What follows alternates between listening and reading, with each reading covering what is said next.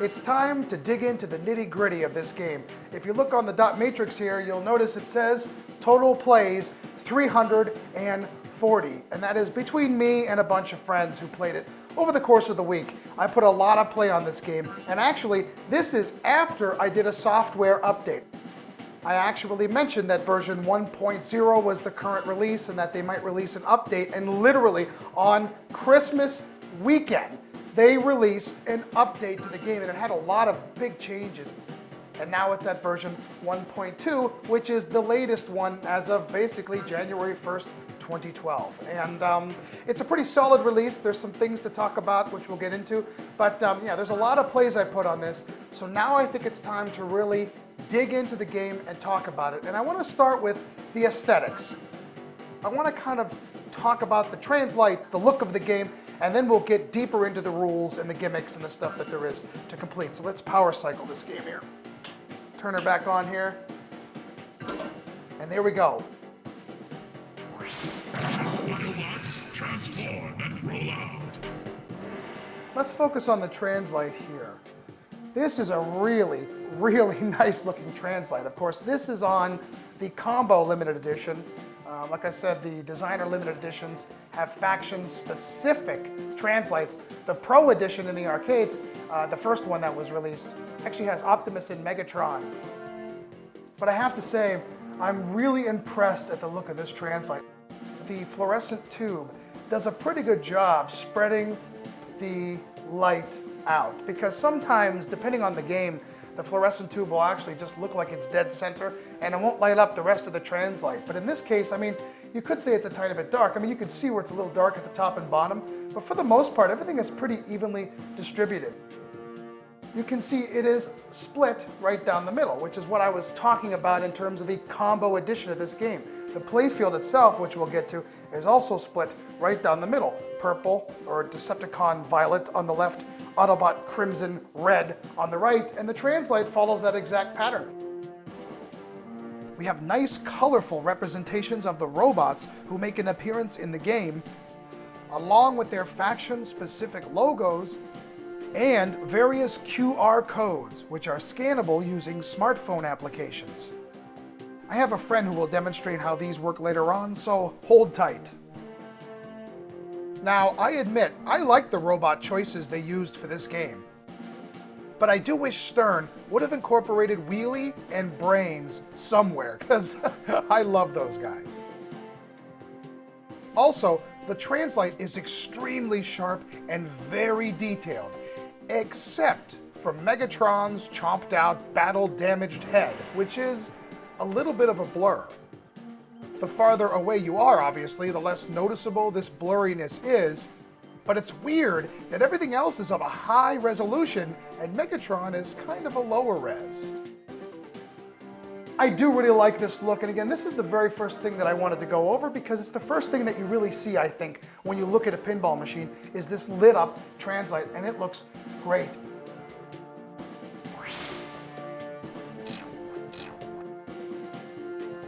Let's start with the front of the game because, let's face it, that's normally the most generic of the whole thing, but there's only so much you can do with the front of a pinball, you know? If you look, most of the real estate here is taken up by the gigantic coin door. You'll notice the start button at the top left, and then you have a hole where you can add a tournament button if you want to, which is something I don't do. Then, of course, we have the manual plunger, which I also like. It basically has the Transformers movie title here with the Decepticon and Autobot insignias on either side. Then we have kind of a space theme. I mean, it looks good for what it is. Again, there's only so much you can do with this small area. Transformers is the first game by Stern to have cabinet decals versus silk-screened cabinets. Now, if you look at my Family Guy, you'll notice that it's a little bit dotty in the artwork. It's kind of a low resolution thing, and that's a silk-screened Stern cabinet. A lot of people complained about that, and so Stern answered by creating the decals. The decals have a glossier look, the colors are a little better, and they don't have that dotty appearance. It's definitely a higher resolution print. Now, I never complained about the dottiness, because to be honest, I kind of prefer a silk-screened cabinet. To me, that is more solid. But at the same time, it is a trade-off because you do get a much higher resolution, and it does look really nice on this game, and you'll see it more on the sides when we take a look at the artwork there. I also have to mention the legs. Look at this beautiful, beautiful color job on the legs.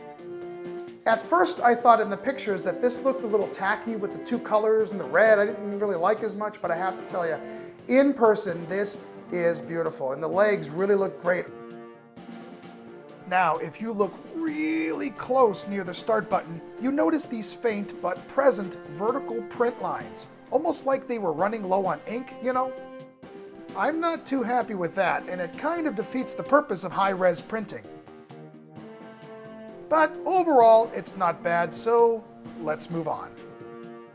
It's time for the world to know of our presence. Okay, so this is the Decepticon side. And you can tell because these are Decepticons, and this is Decepticon Violet. And again, look at this beautiful purple violet color going up this side of the cabinet. I have to point out that if you look here, you'll notice that the trim is carried over around the flipper buttons. And this is really, really cool in my opinion, because what it does is it keeps this cabinet artwork from getting beat up from fingerprints and from people with rings and stuff and bashing away at the artwork. And I like the fact that they brought this back, at least for the LEs, because I know they weren't doing this with a lot of the standard editions. Even the back box is attached to the purple. So I mean, it's nice that they carry this over all the way on the side of the cabinet. Now take a look at the printing here. This is where the cabinet decal looks great, because what you have is a higher resolution printing here. Now the Decepticon side is a lot less colorful because, let's face it, Decepticons are a lot less colorful in general. But what you have is a much sharper print job than, say, on Family Guy that we pointed out. It's very, very high in its resolution. It's not perfect, but it looks really nice. This look of Megatron is just awesome, and this is the third movie Megatron. He's got the chains, his head is somewhat chomped out, and he's a very prominent figure right here, dead center. Shockwave, who has a little bit of that purple tint, you know, from the Shockwave. It's actually tough to tell that that's him at first, because again, Decepticons are always kind of difficult to distinguish. But that Shockwave here next to him, and if you notice, they're actually coming out of the moon. You know, it's got kind of a moon background. I guess, you know, playing off the Dark of the Moon thing. And then to Megatron's right here is his right-hand man, Starscream, who obviously is probably planning some no good. Now take a look here on the upper part of the cabinet, the giant Decepticon symbol, and you'll see Ravage, who was really cool from the second movie. He's pretty much flying out and attacking, I guess, whoever's standing next to this back box. It's, again, a nice image. It's good quality. It looks good. It's a nice representation of Ravage. And again, I really do like the artwork on this game so far. The Decepticon side is just that. Now, you'll notice they didn't carry the trim over to the back box. The back box still has the chrome sort of outline, which is in all the games now, really. I guess that's okay. I guess a part of me wishes they had carried it over, but maybe that would have been too much. It's very possible that might have not looked very good at all. I am Optimus Prime. Now the Autobot side, which you can see is a lot more colorful than the Decepticon side. Again, the red is carried over here really nicely on this trim. And it's funny, if you look close on this, you can see the imperfections in there. You know, that's what I like about it. It just really, really looks good. The artwork, of course, has Optimus Prime, nice dead center. He's got his faceplate down. He's ready for battle right in the middle. Ironhide over here with his guns blazing, all ready to go. Ratchet here, he's ready. And then, of course, Bumblebee with his faceplate down, so everybody is ready to kick some tail. Now, the artwork, again, is really, really nice. It's got a great gloss. Looking at it up close, though, I got to tell you, it's not as sharp as you would think. It's not as sharp as the translite was in those areas. You know, it's definitely printed, you know what I mean? But that's with a bright light on it to film and looking at it really, really up close. I'm not sure, again, if I like the trade-off of decals versus silk screening, if it's going to look like that. But again, it's a glossy decal and with a little bit of a lower light, which most of us have with cabinets, you know, it looks beautiful. So for the most part, I'm very happy with all this. It looks really nice. Mine are actually cut pretty good. Some people complain that they weren't cut that well. These are folded over on the back, which is kind of awkward, but it didn't bother me. This area was actually trimmed really, really solid, so I didn't really have any problems with the way they were cut. And here is the Autobot side on the back box. Again, we have the twins, skids, and mud flap, and the giant Autobot symbol. Now, I don't want to diminish the look. I mean, obviously, I like the art package a lot.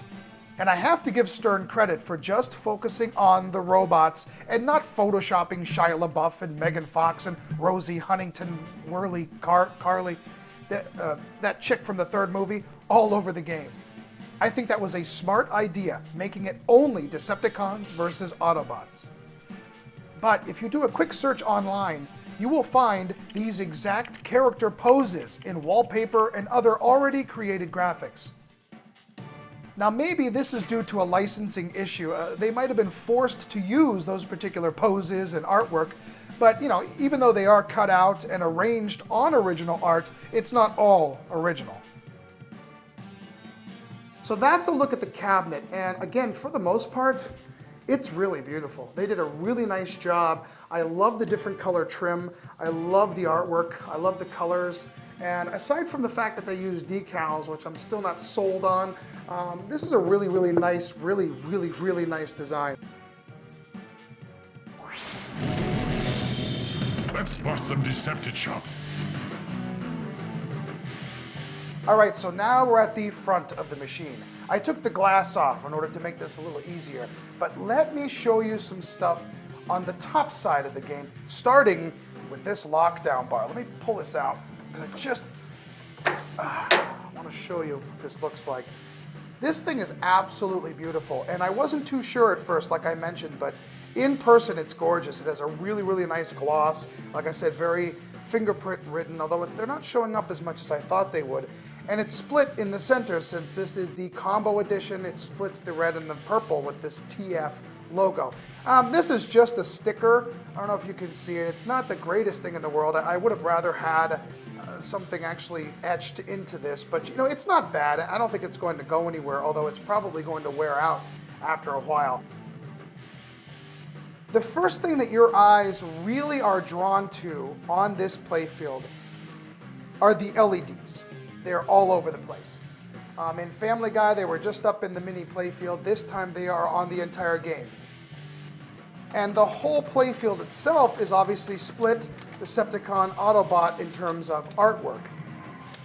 Now the thing is, a lot of people put LEDs in their games today, and I'm kind of torn about it. Some people kind of like the cabinet decals. Some people love it, some people hate it. I'm not a big fan, mostly because they cause headaches. I mean, when you're sitting there and you're playing a game, they tend to strobe the ball, and sometimes they're a little too bright, and your eyes actually strain. If you go and play an incandescent regular game, your eyes feel calm, and you can feel a difference. Now, I realize they generate less power, and you don't have to change bulbs all the time, which, don't get me wrong, is a plus for pinball in general. But if you're getting headaches and straining yourself to even look at a game while you play, well, I'm sorry, there is just something wrong with that.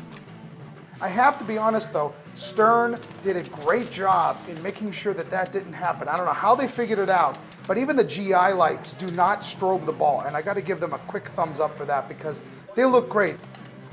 I know some people have said they want to put bulb condoms over these couple of exposed ones that are right in your face. Again, those did not bother me. So I don't really know what to say about that. I guess it just depends, where your game is and the lighting in your room and stuff like that. But let me put it this way. I don't get a headache playing this game, so that means they must have done something right. So overall, the LEDs do look really nice, and they're quite impressive. And again, those are exclusive to the limited editions. Now the next thing your eyes are kind of drawn to on this playfield are the playfield toys. Right dead center, you have Optimus Prime. And he is literally kind of like Frankenstein, in Monster Bash, where you bash him, except in this case, there's that ramp that comes up and then you hit him in the chest. He's a really nice figure, he's pretty detailed. And this Optimus so far doesn't even have a mark on him, but we've played hundreds of games on this thing. So he looks good, and he's obviously the prominent figure, dead center. I think he looks really great. It's a really nice representation of Optimus Prime. The next one that I noticed my eye is drawn to is actually Starscream, who's up in the top left, and he's sort of hunched over the playfield. You know, very much like Starscream kind of is in the movies. He's very kind of slimy and wormy, and it looks great because he looks like he's like looming over the playfield. His feet are obviously wire tied to this little platform. And if you notice, there are actually lights illuminating those two figures. There's a little lamp that's pointed right at Starscream. In fact, the LEs have a couple extra spotlights on the playfield in general to sort of light the playfield a bit more. And of course, we can't forget good old Ironhide up at the top right of the playfield. He's actually one of my favorite characters from the movieverse. And it's kind of neat. He's standing there with his arms stretched out, holding this mini playfield. And I don't know, he looks really, really great. You see a little less of him because he's almost kind of dropped down into the playfield, almost kind of hidden. But that's because he's connected to this mechanism. And the mini playfield is actually really, really pretty. It's red, and it has Ironhide's face and a couple of red LEDs, and his eyes are illuminated blue. And it looks really great. The white rubber and everything look awesome. The only problem is that little gate. It's sort of taking your focus. You can't really see it that well from anybody. Unless you're about 7 or 8 feet tall, it's kind of hard to really see how nice that area looks. And I'm really impressed with that entire area. The playfield itself just looks great. And again, Ironhide really kind of is grasping it there.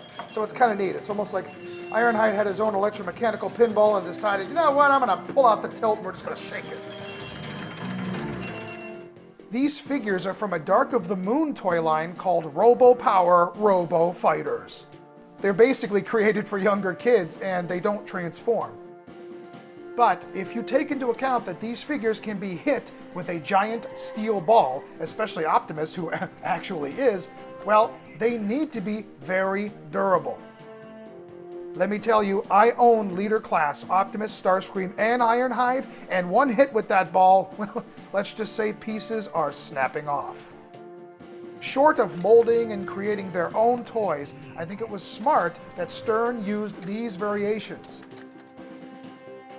Now, unfortunately, Megatron is a little bit in the lame department. He's kind of the smallest figure of the group, and considering that he is menacing Megatron, it's a little bit disappointing. It could be because if you look at where he's positioned in the game, if he was much bigger, it would actually impede eyesight probably and the view in the back of the game. That's possible. It could be that's why he's kind of spindly and skinny and small, which is the complete opposite of his black, giant, awesome cannon right next to him, which is very Generation 1 reminiscent. Megatron always had a giant arm cannon, and that is an exact, almost replica of the whole front of it, and it's really fantastic. The housing he is enclosed in looks pretty good, but I thought they were going to put the LED itself in his actual eyes versus on his back. That would have looked really cool. Also notice he is from a different toy line than the others. In fact, you can even see the exposed ball joints. I guess that really is battle-damaged Megatron. In person, when the game is lighting up and Megatron's coming to life and transforms a little bit in the game and the cannons fire, it kind of makes up for the lameness, if that's even a word, of the figure itself. It's not as bad as it really seems, but again, in comparison to all the other figures, he's definitely the weakest of the bunch. We also have the Bumblebee in Hot Wheels form, acting as a captive ball. And I wouldn't call this a figure, but it is pretty prominent, and that is the Allspark cube over here above the scoop. It's just a square plastic cube with the sort of Allspark design in it. It's not bad. It has a really cool light behind it though, and it shines really bright during the gameplay. I remember originally they said that the LEs were going to have a tumbling cube of some kind. I'm not really sure what that was going to do. It would have been neat if they incorporated that, but it is pretty cool and it lights up really nice, and that's the Allspark cube. And that's essentially all of the toys and figurines that are kind of sitting around the playfield. Overall, not too bad. They look great in person. Like I said, Starscream especially, I love how he's looming over everything. And Optimus is a lot more detailed than I really thought he was going to be for that kind of a figure. If you look on the background, that's like the city of Chicago from the third movie, kind of pretty much being destroyed there. And next to it is a gigantic Decepticon symbol that lights up behind Starscream. And it looks really great in gameplay. Starscream is just sort of hiding it, so you can't really see it too well. It kind of gives that backboard just a little bit more, just so it's just not artwork on the backboard, you know? I like that back there quite a bit. It's really cool. That's the back of the game. Let's quickly look at the front. I have to mention the clear red apron at the bottom, which looks very good. It's very Pinball 2000-ish. It obviously holds the instruction cards and it has a slight glow, which is really nice. There are just basically characters here in the dead center, and they're pretty much the same character designs that you see on the cabinet. They have really cool LEDs behind them lit up based on each faction. And here in the center is Sentinel Prime. Now, if you have not seen the third movie, plug your ears, but basically Sentinel Prime turns and he goes from good to bad, kind of in the movie. And so it makes sense that he would be dead center between the two factions. We have Optimus Prime sort of looming over the festivities here. He looks really cool. And then Megatron kind of on top of him, almost like rawr. Now here is one of my biggest complaints about this playfield, and it's only a problem in the limited editions. Take a look here on Megatron's face. Notice they have a drop target there, but it's cut into his head. Look, the artwork is completely trimmed. His face is missing. I realize they decided to add the drop target in the LEs, and that's why that happened. But it's really disappointing to see Megatron's head basically cut out. Even if you put some artwork on the drop target, it won't quite blend in very well. And that's really disappointing, to be honest. It almost looks aftermarket, like someone decided, let's put a drop target here, and cut a hole in it. I mean, I'll get over it someday, but it is a little disappointing that the artwork was kind of damaged there because I like Megatron. Otherwise, you have Autobot and Decepticon insignias all the way around the playfield here. They look great. Each of them is obviously illuminated with LEDs. X multipliers under those shots, Optimus Prime challenge inserts, and a couple other interesting things that they really do look good. The clear coat itself wasn't bad, not as good as some that I've had before, but not bad, so that's why I wanted to put some extra wax on it. But overall, the playfield does look good, and when you combine the plastics and the characters and the toys and all the LEDs all together, it actually is a really nice looking package. It's really a pretty playfield, and it doesn't look as cluttered as I thought it would when I saw the pictures, because there are a lot of inserts here. There's a lot going on here in this sort of main area of the playfield. Other than that, you have your basic stuff. You got your two flippers down here, and they come with red rubber this time, so there's a lot more bounce to the ball than they do with black rubber. You have your two slingshots here that, of course, also have the rubber, but this time it's black because the rest of the game has black. You have a couple of targets. You have your spinner here on the right underneath the extra ball and special lights. And, of course, the plastic ramps, which actually have screened artwork versus underside stickers. They look really good, especially with the lights underneath. In fact, most of the plastics here look great with the LEDs. These red grates above skids and mudflap are awesome. And speaking of ramps and awesomeness, one of my favorite things on this entire game? The metal ramp entrances with the backlit laser cut insignias. The Decepticon symbol on the left is also on the Pro Edition, except this one lights up purple. The Autobot symbol on the right is only etched out on the LEs and it lights up red. You can tell because if you remove the ramp, you notice the Ironhide artwork hidden underneath, which is clearly seen on the Pro Edition. You have your transforming ramp up in the middle, again with that TF logo. And then your typical 3 bumpers with your lanes up at the top left. So there are a lot of things on this game. It looks good for the most part, and aside from a couple of things that I sort of nitpick about that I'm not a big fan of, it's a really nice game look-wise. The translite, the cabinet, the lockdown bar, the artwork, the toys, it's a really nice package. And in person, it looks much better than the photos really do. And so I gotta say, thumbs up for the look of it, aside from a couple nitpicks. Nice job. Yeah. Except for maybe Megatron.